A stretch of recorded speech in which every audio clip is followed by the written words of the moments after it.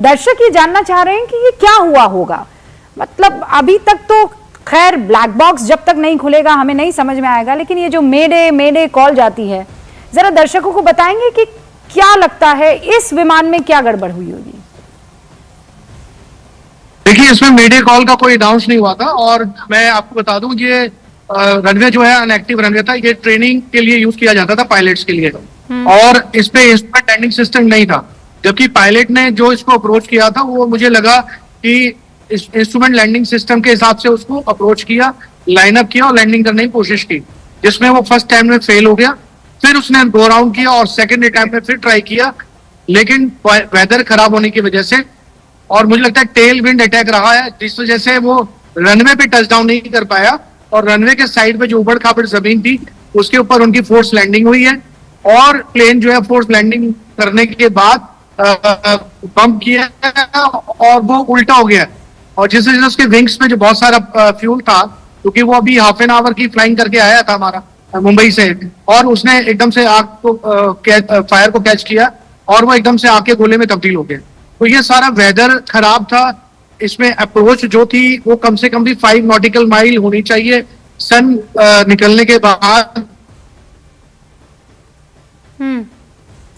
Disconnect हो गए हैं भाई। कैप्टन कबीर मलिक तो कह रहे हैं मेडे कॉल नहीं गया था, हमारे सूत्र ये बता रहे हैं कि मेडे कॉल गया था। वो ये कह रहे हैं कि ये रनवे एक्टिव नहीं था अनंत विजय जी, और इसीलिए उन्होंने कोशिश की, एक बार फेल हुए, दूसरी बार पायलट ने कोशिश की तो वो उबड़ खाबड़ वाली जगह पे घुस गया और तब जाकर ये हादसा हुआ। देखिए रूबिका जी, ये सिर्फ अभी कयासों का दौर चल रहा है। सूत्र भी बता रहे हैं, वो मुझे लगता है गलत नहीं बता रहे होंगे, लेकिन अभी मेरे पास जो जानकारी है कि दिल्ली से एयरक्राफ्ट एक्सीडेंट इन्वेस्टिगेशन ब्यूरो की टीम बारामती के लिए रवाना हो गई है और वो इन सारे पहलुओं की जांच करेगी। भारत में एक एजेंसी है जिसका नाम है aircraft accident investigation bureau, AAIB। ये पहुंचने वाली है, थोड़ी देर में पहुंच जाएगी। दिल्ली एयरपोर्ट से इसके रवाना होने की खबर है। तो हमें लगता है कि इनकी जांच तक, ब्लैक बॉक्स के राज खुलने तक इस तरह की बयानबाजी से बचना चाहिए कि रनवे छोटा था, बड़ा था।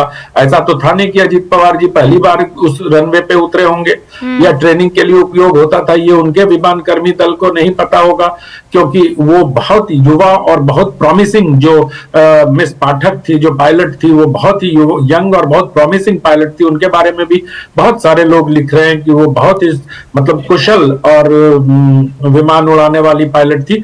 तो मुझे लगता है कि इस तरह की बयानबाजी से अभी बचना चाहिए। वो मैं उनके ज्ञान का सम्मान करता हूं कैप्टन साहब के, वो बहुत जानते होंगे सिस्टम को, लेकिन हमारे जैसे लोग जो लेमैन की भाषा में समझते हैं वो इस तरह की बातें नहीं समझ पाते हैं। हो सकता है कैप्टन साहब ने वहां का दौरा भी किया होगा, लेकिन अभी थोड़ा ठहर कर किसी निष्कर्ष पर पहुंचने में किसी प्रकार की जल्दीबाजी करने से मुझे लगता है कि रूबिका जी बचना चाहिए। एब्सोल्युटली। और ये देखिए ना अनंत जी, मतलब बारामती में तो ये कह रहे हैं कि शोक की ऐसी लहर है कि दुकानें खुद ब खुद लोगों ने बंद कर दी है। किसी के ऊपर कोई प्रेशर नहीं था, लेकिन दुकानें बंद कर दी गई है और सारा बारामती ऐसा लग रहा है जैसे वहां इकट्ठा हो गया है अस्पताल के बाहर। वो वही तस्वीरें, ये लाइव तस्वीर है। में एक शब्द है बेस्टियन, जिसको गांधी परिवार के अमेठी के लिए उपयोग किया जाता था, लेकिन अगर सही माने में बेस्टियन देखें तो बारामती पवार परिवार का है। और यहाँ जिस प्रकार से उनको प्यार मिलता है, जिस प्रकार से आपके चैनल पे तस्वीरें दिख रही है, लोग खड़े हैं इतनी बड़ी संख्या में इतनी छोटी सी जगह पे, तो मुझे लगता है कि जब तक प्यार नहीं होगा, जब तक मोहब्बत नहीं होगी, जब तक अपने नेता से एक लगाव नहीं होगा, तब तक इस प्रकार जबरदस्ती कुछ नहीं किया जा सकता है। तो ये जो आप भीड़ देख रही हैं, ये स्वतः ऑर्गेनिक रूप से लोग यहाँ जमा हुए हैं, किसी को बस में भरकर नहीं। इंटरेस्टिंग चीज भी है अनंत जी, इसमें मुझे जालीदार टोपी वाले भी दिख रहे हैं, इसमें मुझे वो महाराष्ट्रन टोपी लगाए हुए भी दिख रहे हैं। मैंने देखा है कि उनके ऑफिस के बाहर बुर्का और पर्दा नशी औरतें भी दिखी हैं जो बहुत बहुत दुखी थी। और यहाँ पर हमें तादाद में मतलब मराठी भी दिखाई दे रहे हैं।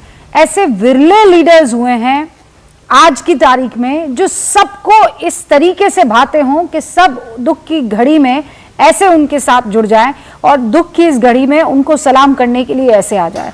इस विमान हादसे को लेकर जो फैक्ट्स सामने आए हैं उसे आप प्लीज समझ लीजिए। आज सुबह बारामती में घना कोहरा था, जिसकी वजह से बारामती के पूरे इलाके में विजिबिलिटी बहुत कम थी।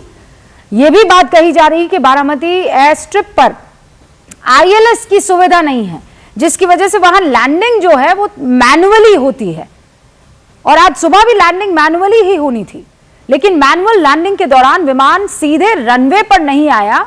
लैंडिंग से पहले विमान ने घुमाव ले लिया, और ये इस बात का संकेत है कि लैंडिंग की जो पहली कोशिश थी, अभी ये कैप्टन कबीर कह रहे थे, वो फेल हो गई। और कहा यह भी जा रहा है कि कोहरे में रनवे को पायलट सही तरीके से अलाइन नहीं कर पाए, और इसके बाद पायलट ने लैंडिंग की दूसरी कोशिश की, वो भी असफल रही, और इसके बाद पायलट ने मे डे की कॉल दी। लैंडिंग के दौरान विमान रनवे के किनारे क्रैश हुआ। DGCA सूत्रों के मुताबिक बारामती में जो एयर स्ट्रिप है वो एक टेबल टॉप रनवे की तरह है, यानी इसके आगे और पीछे गहरी सतह है और एयर स्ट्रिप ऊपर की ओर उठी हुई सतह है। यह बात भी कही जा रही है कि करीब 100 फीट पर विमान का बैलेंस थोड़ा बिगड़ा, और उसके बाद रनवे से पहले ही विमान जमीन से टकरा गया। कैप्टन मलिक हमारे साथ है। कैप्टन मलिक, आप कह रहे हैं मेडे कॉल नहीं आई, लेकिन अब तक जितने भी हमारे पास इनपुट आ रहे हैं उसमें कहा जा रहा है the second time when the pilot was trying to land the aircraft, तब उन्होंने मेडे कॉल दी थी, या फिर विफल होने के बाद? देखिए, जो अभी तक मेरी नॉलेज में है वो यही है कि फर्स्ट अटेम्प्ट में अगर कुछ प्रॉब्लम होती है, टेक्निकल फेलियर होती, तो फर्स्ट अटेम्प्ट में ही वो मेडे कॉल डिक्लेयर करते, और उसके अंदर जो है ये गो राउंड करते और वहां लैंडिंग नहीं करते, या फिर नियर बाय जो ILS इक्विपेटेड, जो फुल इक्विपमेंट से इक्विपेटेड रनवे था, वहां पर लैंडिंग होती, लेकिन ये ऐसा नहीं हो पाया। और मिडे कॉल जब उन्होंने करी है, तो मुझे लगता है जब वो 100 फीट से बिलो थे और टचडाउन करना चाह रहे थे और रनवे के साइड पे उनका लैंडिंग हुआ है, तब टचडाउन के वक्त उन्होंने मिडे कॉल अनाउंस की है। उस वक्त की मुझे नॉलेज नहीं है, लेकिन मेरा एक्सपीरियंस जो कहता है वो यही कहता है। मैं एक बात समझने की कोशिश कर रही हूँ कैप्टन साहब, देखिए हम तो कार वार चलाने वाले लोग हैं, हमको एयरक्राफ्ट का इतना नॉलेज नहीं, वो आप ही बता कि जब एक बार आपको लग गया कि यहाँ तो मुश्किल है, लैंडिंग नहीं हो पाएगी, बड़ा खराब मामला है, तो दूसरी बार तो उनको लैंडिंग नहीं करना चाहिए। एब्सोल्युटली, ये तो बहुत रिस्की था ना, और आपके पास आपके पास 5-6 लोग पहले से मौजूद थे, तो फिर आपका लैंड करना दोबारा, मतलब आप यू टर्न लेकर आए होंगे ना, वापस हवा में एक टर्न लेकर आए होंगे। देखिए मैम, क्या होता है कि जब आपके साथ कोई VIP प्रोटोकॉल में होते हैं और आपको पता है कि मान लीजिए मैं ही आपको एक एग्जांपल दे रहा हूँ, मुझे पता है मेरे साथ कोई VIP प्रोटोकॉल है, और VIP प्रोटोकॉल में बिल्कुल क्लियर है कि अगर आपका फर्स्ट अटेम्प्ट फेल हो रहा है तो आपको रिस्क लेने की जरूरत नहीं है, आप उसको DGC को अनाउंस करके कि difficult to land, weather is not clear, जो भी आपको गो राउंड करके आप जहां से टेक ऑफ किया है वहीं पर ही वापस लैंडिंग कर सकते हैं। और इन्होंने अगर वहां पर लैंड किया है तो क्या प्रेशर रहा होगा उनके ऊपर कि इतनी जल्दी उनको परमिशन दी गई, जबकि वहां वेदर क्लियर नहीं हुआ। और मैं आपको बताता हूँ, DGCA और एविएशन लॉ के मुताबिक जब तक आपको सन निकलना हुआ नजर नहीं आता है, उस आधे घंटे बाद अगर 5 nautical there is some issue, visibility clear, तो ये जो खामियाजा